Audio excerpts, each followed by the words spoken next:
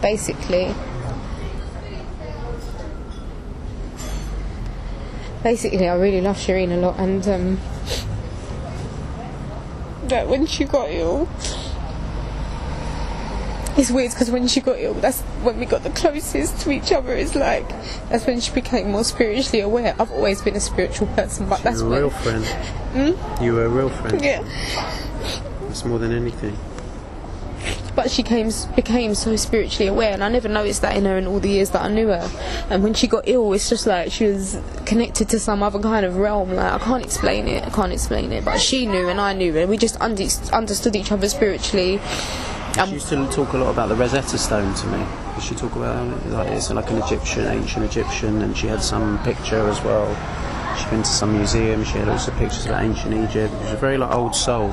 She was an old soul, a lot yeah. of past lives and stuff, a lot of things. She's like, you know, on a soul journey. Yeah, she was, and she was into a lot of things, and she was just like very spiritually aware. And I never thought 1 second that there was anything mad or crazy, or I knew that everything that she said to me made sense.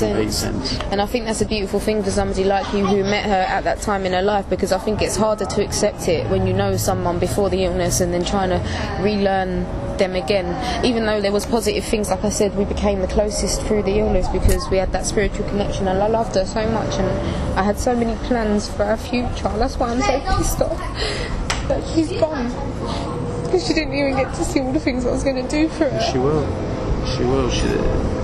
There's never, you know, this was just a gateway to the next one. No, I hope so. For sure. Yeah, but she meant a lot to me. Like, she was one of my closest friends. So, yeah, that's it. I love you, Shereen, forever. She was a very positive person. She was so bubbly. Everyone loved Shereen. Like, she had a big gob. Shereen had the biggest mouth ever. She was loud with a big Cockney accent, and she loved music, and she loved vibes, and she loved dancing, and she loved parties, and she was the life and soul of everything, and everyone knew Shereen. And she was crazy. Even before she got ill, she was just a crazy person. Do you know what I mean? She loved having fun. She loved life.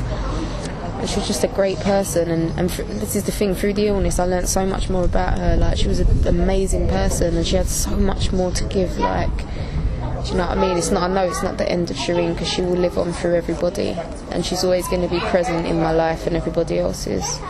Yeah, she's just an amazing girl, and like you said, very brave for everything, even trying to learn to accept the illness, although she tried to learn to accept it and do the best she could with what she had. And that's the one thing about Shereen. She was a very, very optimistic person, always. She'd always try and see the good in everything, the good in everyone, and make the best out of nothing. And I think she learned that from her upbringing and everything. She was positive.